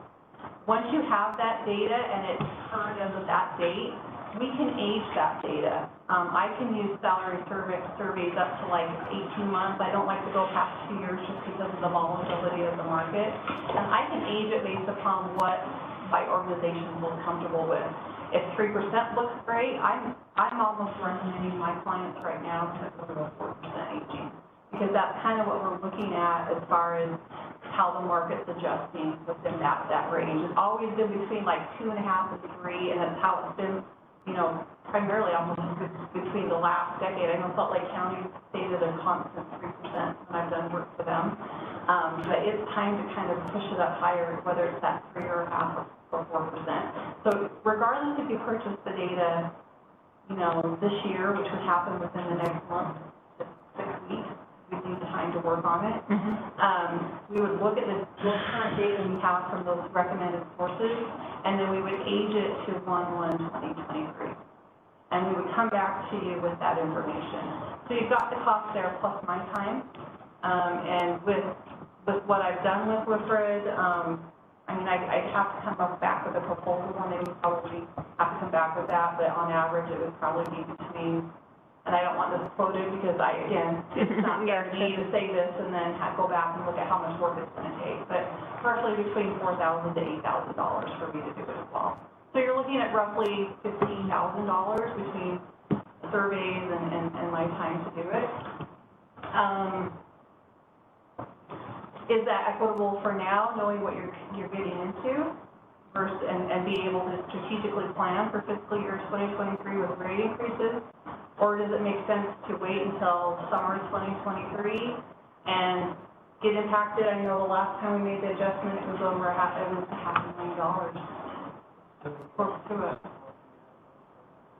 So then you've got to be able to figure out how to recover that cost after you're already done rate increase.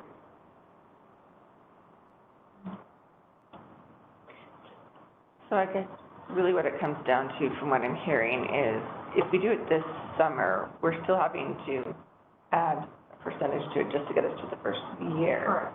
If we wait and do it next year, that'll give us a better idea, but we'll still have to do the same thing. Correct. But it will be closer to probably not the 3 and 4. I'm assuming that's going to slow way down next year. In this market, I can't. Yeah, well, of course, I get that, I understand that, but, so I guess the theory behind this is are we, as a board specifically, and maybe you can let me know on this one, because I'm just thinking off the top of my head here. Basically, we're trying to determine and understand the market and where it's going. We know we're behind, so we're already behind, everybody's behind right now. We also, and we're just finishing up, bringing them up to what, or 2019? Okay, and, so, but we're managing to get people right now, correct? And retain them at the moment. Yeah. That's the question. With phase one and phase two, Sure. with the board saying go forward for phase three, we started to, this year we hired under that philosophy with Sure. consultation with Sherry and Nancy. And I want to make sure that you as a board can say, you can separate these out. I want to make sure that as staff, we are asking you to approve phase three in this dollar amount today. The market analysis and so forth, you can change your mind at any time. It would not be included in this. Sure, no, I get that. Okay. Oh, three has to happen because we're already behind. I mean, that's evident to everybody. And if it's not, it shouldn't be. But my question is, what we do now is going to affect for the future. So, yeah. And just to give you one example for the new board members, we maintained the pay plan by doing the COLA increments and adjustments to the ranges, but still in 2021, when we pulled market data for the equipment operator position and container specialist position, well, I can only speak for equipment operator, we adjusted at 5.6% more. And that was after the COLA adjustments that we had done every year. And so that's how out of market they were just for that one position. We have no idea what these other 22 positions are going to look like. Well, actually, we also pulled the data for container specialists. Yes. Does someone online have a question?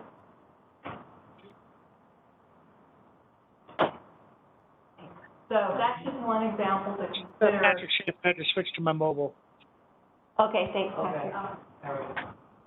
That's one position to consider out of all of them.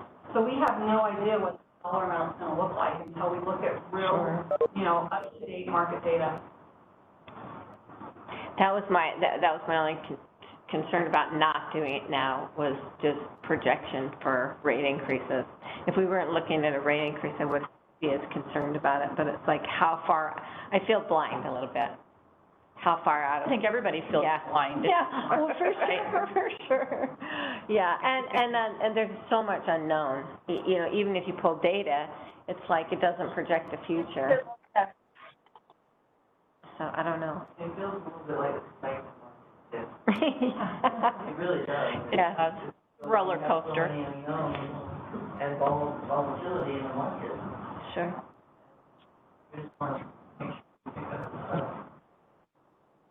Being the penny pincher I can be occasionally, not always. I loved the surveys with the customer service and then the employee surveys. I loved those. But it goes back to perhaps we could take that $10,000 that we know is consistent with customer service, comes back fabulous every time. You'd mentioned it was $1,000. Take that $10,000, continue doing a survey with employees, take that $10,000 and apply it to a survey for our expenditures for payroll.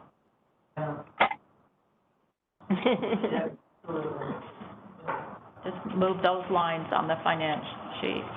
Yeah, because then there's money there. But we certainly want to come back around the next year to provide that survey for things changing like that.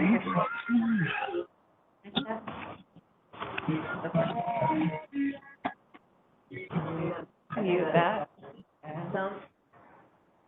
There we go. Is there any more comments or questions? Okay, thanks for everyone's questions, concerns, and input. I'm gonna ask for, do you want me to separate them to two different, let's separate them into two different issues. I'm gonna ask for a motion for approval on phase 2 to move forward on that. Phase 3. Oh, sorry, I'm staring at it, reading it, and I still said phase 2. For phase 3, it would be approximately $155,811 for this year. And then moving forward, it would be the additional. I'd be happy to make the motion on phase 3, that we approve phase 3 for the amount roughly of $155,811, give or take a little bit, so that the implementation date is as of today for the motion, and that we get that out to her. Okay, Laurie's made a motion, can I have a second? I'll second that, because that's Second. one number that we know that is gonna be pretty, It's vital. unfortunately, what goes into next year is likely to be bigger. Yeah, thank you. Okay, we have a motion and a second, a motion by Laurie, second by Scott. Is there any more comments on this? Okay, if not, I would call for a vote. All those in favor, please indicate. Aye. Aye. Okay, is there anyone opposed? Okay, that passes. And then I will ask on the other discussion item, which is the future planning for market analysis for late summer 2022 for the fiscal year 2023. Is there anybody who would care to make a motion on that?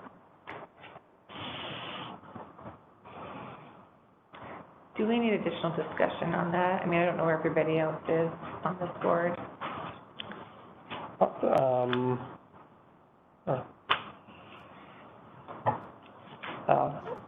I'm assuming that if we made that direction, gave that to you next month, that would still probably be doable this summer? I hope that there's not a 6-month lead time on getting this done. A lot of the surveys to purchase aren't available yet, and so Ashley and I had talked about hitting it hard the middle of June forward. It takes me about 6 weeks solid work. There's a really nice can there, and I just kicked it, if y'all want to. No, I think it's okay. Maybe for our next packet, maybe let's have maybe a little bit more information or something like that that would help us really understand the decision that we're making and the impact it would have. If you feel like that's going to give you enough time to complete it by August. And I think it's just also really important to know that it's money spent for sure, but it gives us information that we can use to make important budget decisions in the future. We don't have to implement any of it, but it would give us good data. Well, now, is the concern that we're looking too early, or the cost that's going to have to go into getting it done? Because I like the idea of using the money that would have been spent for the customer survey going towards it. To me, then the financial part of it doesn't make like that big of a deal. But if it's more that we're looking too early, then that's your concern? Okay. Mine too. It's how early are we doing it? Because the cost part, to me, I'm like, that seems like that's easy. We got that covered, but if you think we're looking too early, that makes sense Could too. the fourth quarter be a better timing for it? If we get that data back, but it's not in time to implement it when it needs to be, when it should be, then that's another consideration. But I'd be very open to maybe the fourth quarter. Okay. Are you good with that, just to bring that back next month? Are you guys all good with that, just to have that discussion next month with a little more information? Okay? Yeah? All right. Then we'll just move on from that, and we'll table that till next month for that discussion. Thank you very much. Thank you. Thanks, everyone, and thanks, Melissa and Ashley, for... Job well done. Good job. It's a lot of data, a lot of good data. Thank you. Okay, let's move on to 2.6, General Manager's Report. Okay, so good news, for the second year in a row, we have National Waste and Recycling Driver of the Year with Chuck Oracle. And I wanted to make sure that we give him a big shout out.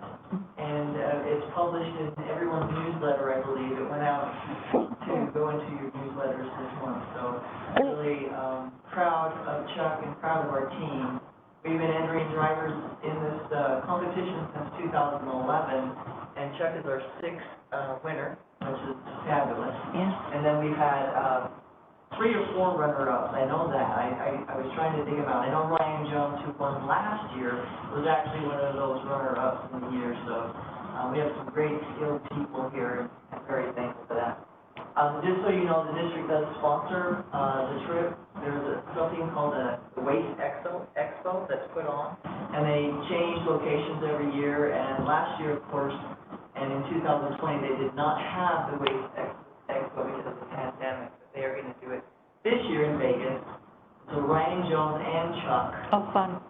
will take a guest and sponsored by the district to go down to the expo. And they have an awards breakfast that they'll announce all the winners nationwide. And we are in the public sector, just so you know. And very proud of it. Good. I don't know if you have any questions on that, but the next part will be Sione and I trying to field the questions that came up last month about the scrap program. We've renamed the area cleanup to SCRAP, Seasonal Container Reservation Program. And so there were questions that came up, so I wanted to make sure we were trying to get enough information to you as a board. And then I reached out to Board Member Barney specifically to make sure we were covering what his questions were. The staffing needs that we have in order to deliver at least 85 containers a day is 18 CDL drivers and then 6 ground crew or clerkers is what we call them. Right now we have 6, but I believe we've hired 1 more. Ed came and joined us, so you can change that to 7 CDL drivers that are working on this program. And it is part-time, seasonal, so that makes it a little more challenging to get the drivers to come in. We do compete with school districts, and we benefit when school's out for summer, and those drivers will come join us. But it's challenging, you only know the ups and downs. So we have full-time drivers that we do pull. Paul mentioned that, because we are almost fully staffed on the FTE side, which is just thank you very much for the salary increases that you approved, because that does help. We do pull those full-time drivers and 1 quality assurance inspector over to help deliver those containers. Some of the questions came up about postcard delivery and when we mail those, when you actually might get them. These are the dates per city area that we actually mail. And I'll let you describe, if you would, the zoning piece to try to break out areas to make it more manageable. Go ahead, if you wouldn't mind. Yeah, most of the cities, we break them up into 3 zones. And each zone is average about 3,000 to 4,000 customers. So it helps us on efficiency, so we can focus on one area and then instead of pricing all of the whole city. And in every city except for Magna, such as Magna will only be 1 zone. We can cover all of Magna at one time. So other than that, when you get down to the south end of the valley, we decided to do 1 day programming in the number of residents, and then 3 days for the city, and then 2 days for Sandy Hill, and then Willow Canyon, Bobby Lane.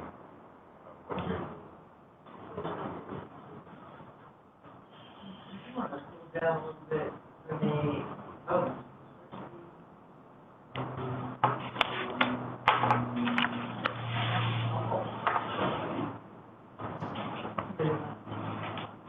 This is on the bat. Yeah, it's on there, it's on the back. Okay, for those of you that have a hard copy, I'm not sure, oh, there it is. Oh. I got it in my packet. I thought, what did I do? Thank you. Okay, here's the next page that kind of goes through what Sione was talking about as far as the one previously, the postcards when we mail them out. So we mail them out at least 4 to 6 weeks, 4 minimum, up to 6 weeks in advance. What happens through the mail or when they arrive at residents' homes, that's the piece we can't control. But this gives the, comparison between 2021 to 2022. And you can see, we don't have stats yet as far as the number of containers that have been delivered, turn downs, et cetera. But I believe it was just last year that you started tracking the actual turn down. That's people who wanted, but were, for whatever reason, unable to get something. Yeah, so those are people who, after the reservation has been filled, and then we created a waiting list. Right. With, that's my means, still go in and put in the information that they'll be placed on a waiting list. If somebody cancel or somebody decided to open the game that day, we place that position the next person that And we're grateful for that. I was one of those last year. No, I think generally these are fairly good. They're fairly low rates. Okay, I mean, considering that gross number-wise, Magnum, Cotton Heights is one of the highest. That would be, I know, certainly have heard those comments, but 11% seems high, but it looks like you've adjusted some. I mean, you gave Cotton Heights another day this year to maybe address some of that. So, I think it's just because they did so much construction last year. well, yeah, that's us. Something. That's us and Harriman. The other thing to note is that we do have other programs that augment. So this is meant to augment for bulky waste that won't fit into your can, right? That's our tagline. The other part of that is the trailer rental program that we offer. So when residents really aren't able to get containers, we remind them about pallet trailers. We also remind them about vouchers. So the district does sponsor those landfill vouchers that residents take their own truck or trailer to the landfill. And we pay for that. And it's $12 a load at transport and $15 in Charlotte Valley. So we have a variety of ways for people to get rid of their stuff. I certainly understand that there's demands out there or wants that we may never meet, but we do our best to do it. Sione and David is our operations manager, he's back in the back there. But they've been brainstorming and talking to Paul a lot themselves about how do we move forward and try to solidify this program. It is desired, well, demand is, and we want to try to make sure we can meet the needs every year. So, Sione, I don't know if you want to talk about the possibilities, but I have there on the bottom a little bit of a highlight of some of the things we're looking for 2023, is that we add actual FTEs specifically to help cover this program. And those other FTEs would be, I'm sorry, I'm stealing your thunder. Do you want to? No, go ahead. But, go ahead, if you would. Yeah, so they will also help us with the so they also can help out in our other program, the big back and also the and then also when needed they can also tell them on the website. When someone does a trailer rental, how long do they get? Is that 3 days? 3 or 4, Depending on what day of the week you rent it. Well, yeah, because if you happen to get Friday, and people know that, it doesn't get picked up till Monday, that's I'm sure that's the first one to fill up. And we're $145 fee for that? The trailer is $175 for bulk. Okay. And $45 for green. Well, this is kind of a bulk. Very bulky. This particular program, the difference is you have a limited time frame, and you have to be one of the 95% that gets it, which is fine. How many people that you end up telling no want a voucher? That we have not tracked. You don't know if. You just tell them that they're available. Yeah. I wonder if it would make them feel better if you mailed them one. We can. I mean, Back if they're used or not. hmm? And cost of money.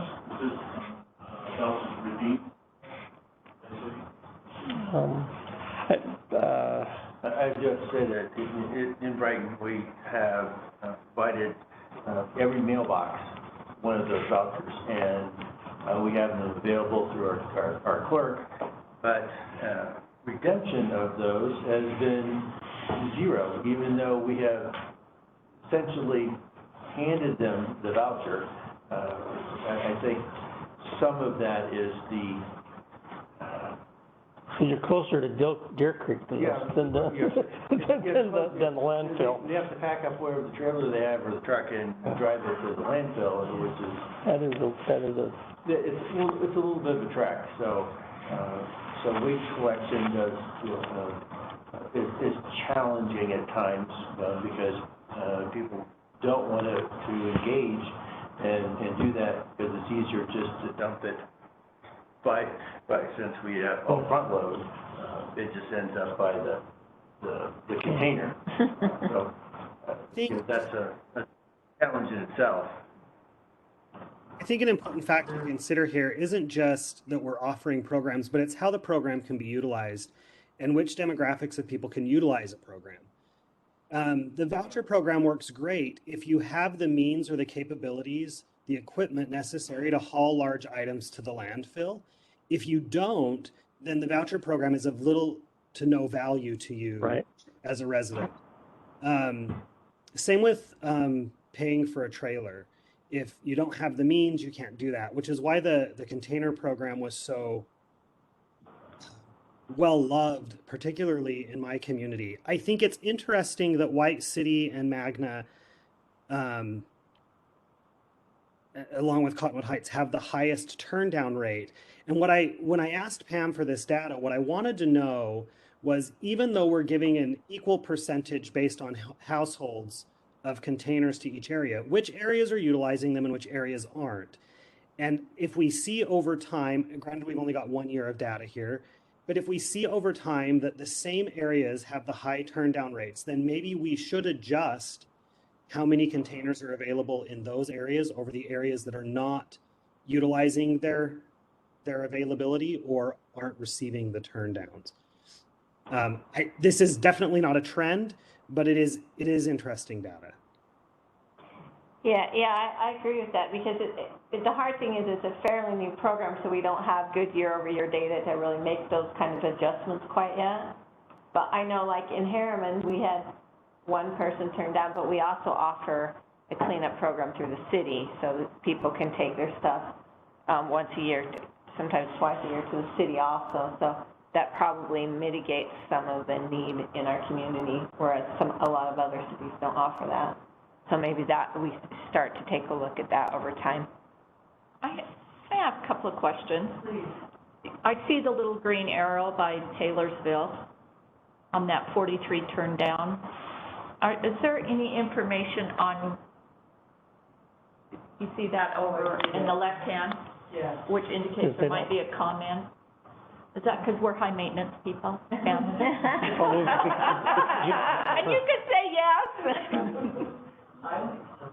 Yeah, something with Excel, I'm not sure. Okay. These two also don't have percentages added in, and I'm guessing it's just because your cell, all of a sudden that is not, it's I just want to apologize, I can tend to be high maintenance.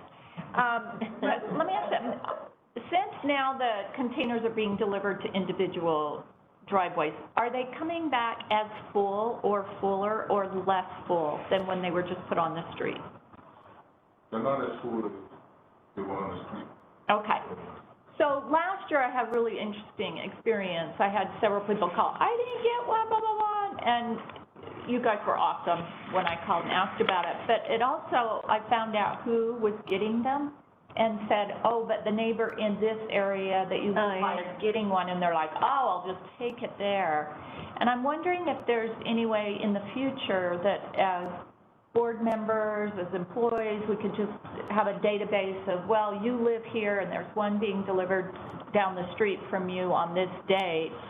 Could we utilize some of that empty space that's now becoming available because people think, well, it's in someone's driveway, I can't use it. There's some legalities with sharing information, private information, because we did look into that, and so to share somebody's address, but... You mean I shouldn't have been doing that? Just trying to be helpful. But we were asked if we could do that on like our website, and obviously we cannot.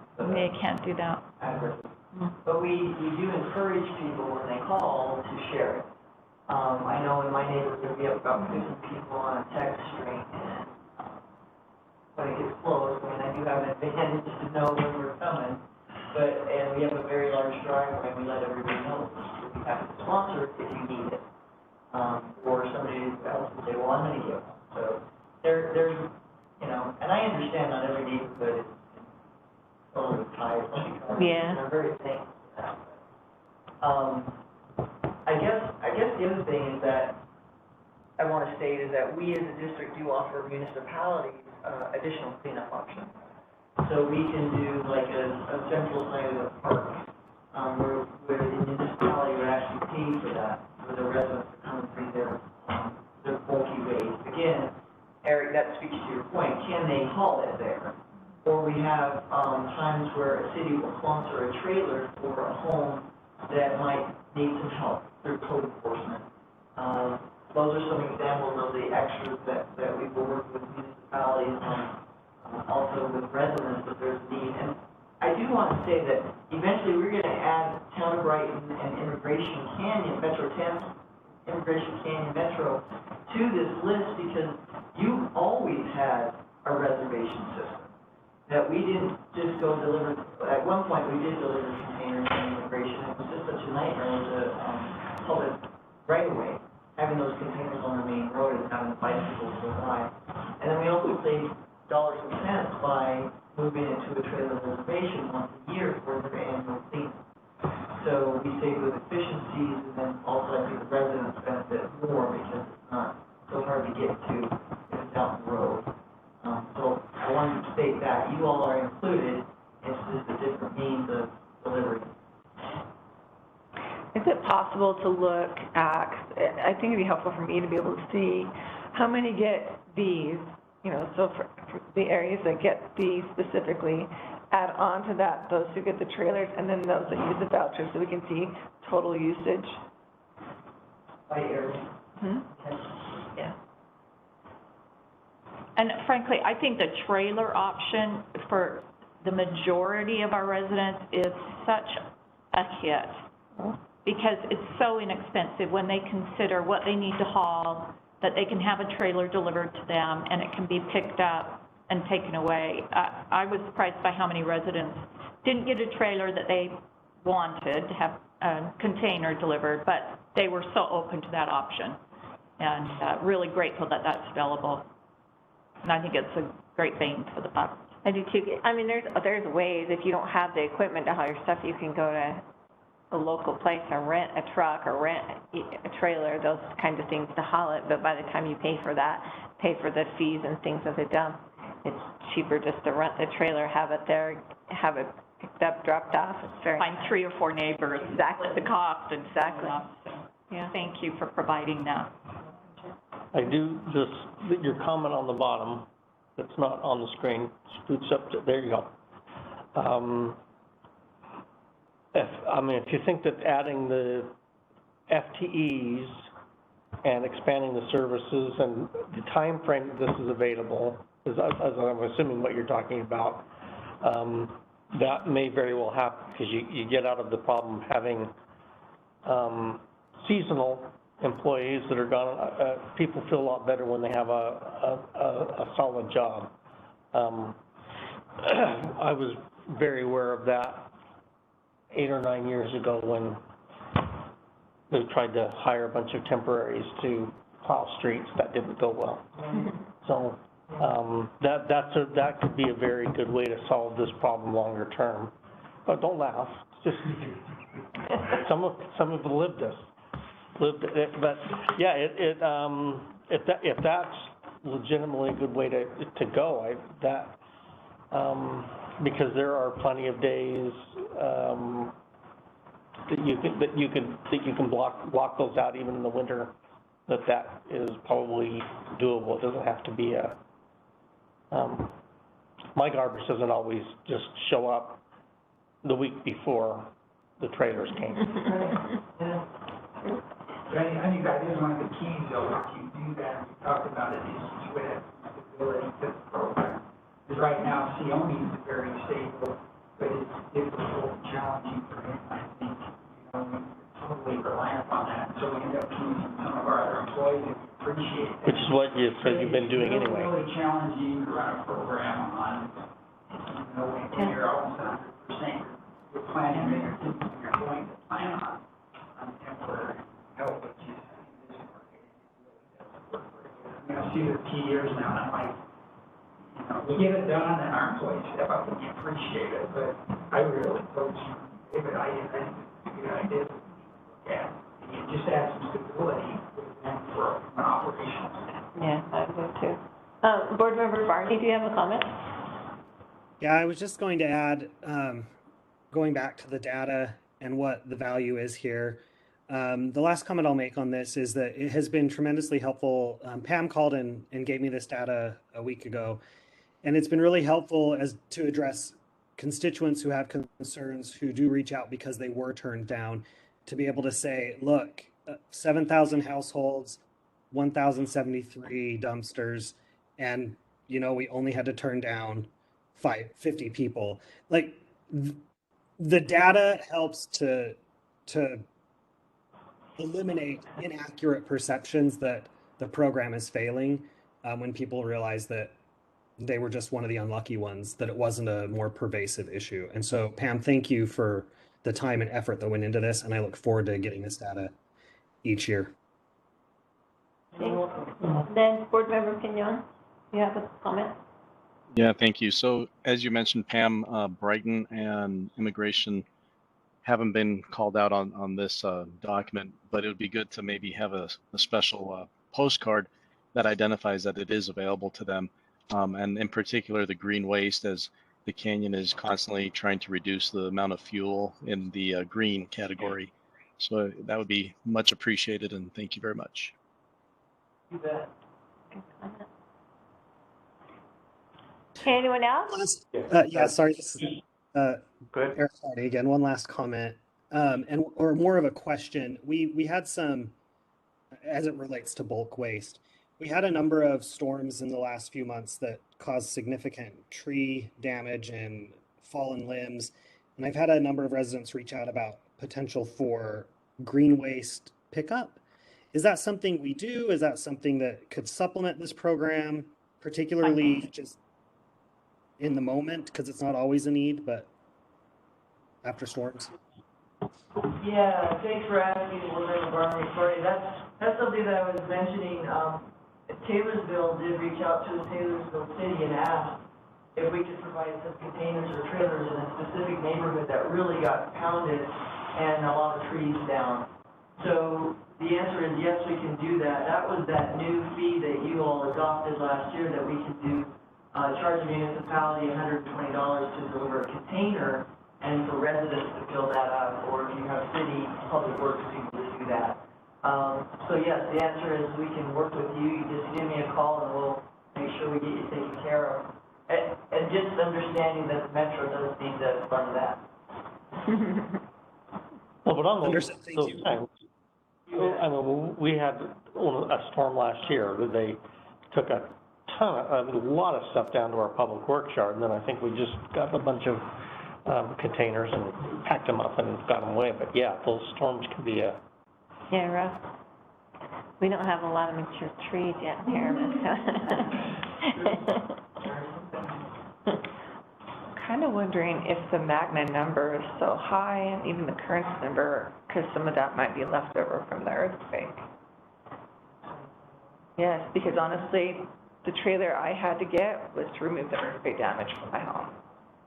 And a number of my neighbors were in the same boat. We literally had 6 containers on our road at one point, not all at the same time, but within a couple days of each other, dealing with that specifically. So I'm kind of curious now. Could be, if that would change with depending on when natural disaster hit next. Yeah, it'll be nice just to have a bigger group of data as the year. Yeah, exactly. And it'd be interesting to note what disasters and when they hit, to see if that actually plays a heavy role in it. Might be a different way of handling management of those type of things. Yeah, if we didn't put 2020 on there, we really didn't have time to track the turn down, because it was so new, but we were just trying to get something out there in the pandemic. So we knew we were going to be hit with that issue. At least, coming in this year, we're going to have to track the same data. Okay, I've got some follow-ups and the usage of each of these augmented services by area. Anybody else? Good? I was going to say real quick on the, so looking at the staffing where right now, that's like a third of what you're going to need for the area pickup. Maybe not, you know, you mentioned the idea of at least getting some full-time employees, maybe not fully staffing that, but just so it's a smaller portion instead of having to get, 2/3 more to meet what you're expecting to need. I think that seems like a good idea to at least be closer to that half, 2/3 area rather than have to get, figuring out, that's a lot more people to get, instead of having to take people from your current already routes, stuff they're already doing, but then add extra work on top of that. Yeah. Can I ask another question? How many of the employees are able to take vacation? Or do we struggle with that? It's an honest question. That's a good question. Would this alleviate some of that too? You mean the part-time to be able to have a day off? Because most of the part-time folks, you only try to work with them as much as possible, but you want to speak to as far as when this is? There's some of them are only working 4 days a week, and the rest of the 6, 5 days a week. But they normally come in and they have a choice to work 3 days, 4 days, whatever. Gotcha. Okay. Okay, we good? Okay. Is that all you had on yours, Pam? Yes, ma'am. Okay, we're gonna move to 2.7, the process for WFWRD as a local district. Rachel? Yeah, I'll be brief. It's been a long meeting and there's more to discuss still, but just a real quick update. As you know, the county approved the conversion to a district. The county sent the information to the Lieutenant Governor's office. We're just still waiting that certification from the Lieutenant Governor, and that's actually what makes it final. I checked just at the end of last week to see if you guys had gotten that yet. We haven't, and I've been following through on that too. Yeah. I'm gonna be calling her today. Okay. That's where it is. Sometimes it can take a minute, but, we were kind of curious because once we become a local district, this becomes a board of trustees rather than an administrative control board, it's just things like that. So we left the agenda as it is and built it as the ACB. Hopefully by next time we'll do that. Yeah, hopefully that will, all of, will be Not resolved. concerned about it, it's just taking a lot of fun. Okay, awesome, thanks for following through on that, and thank you for your help on that, Lori. Good. Okay, we do have a need for a closed session today, so, first of all, I should back up and just say thanks, Yoni, for participating in that and explaining those things to us. I would take a motion to move into, to temporary recess this meeting and move into closed. For personnel. For personnel. Know that. Make sure when you make the motion, you notice that it's for personnel. I would move approval to go into closed session for the purpose of discussing personnel issues as allowed by state code. A motion, do you have a second? Second. Okay, I get a roll call. so give it, okay, yep. And I need a roll call vote to go into closed, so. Okay, so Sherry Orange, Yes. Daniel Brown, Yes. Anna Barbieri, Here. is that a yes? Yes. Okay. We're all. Eric Barty, Yes. Scott Bracken, Yes. Bill Cardenas, Yes. Thomas Cyrus. He's not here, sorry. Robert Young, Yes. Patrick Schaefer?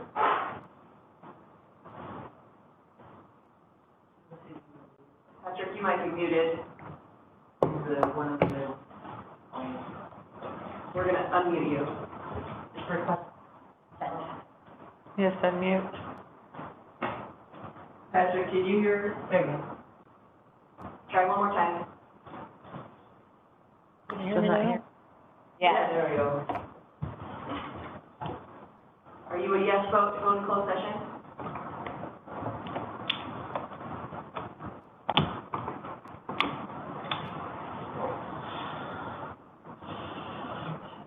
Patrick? Are you there? Can you hear me? Yes. Are you a yes vote to go to closed session? Yes. Okay, great. Cindy Sharkey? Yes. Okay, Tessa's not here. Laurie Stringham? Yes. Diane Turner's not here. Keith Newsom? Yes. Good.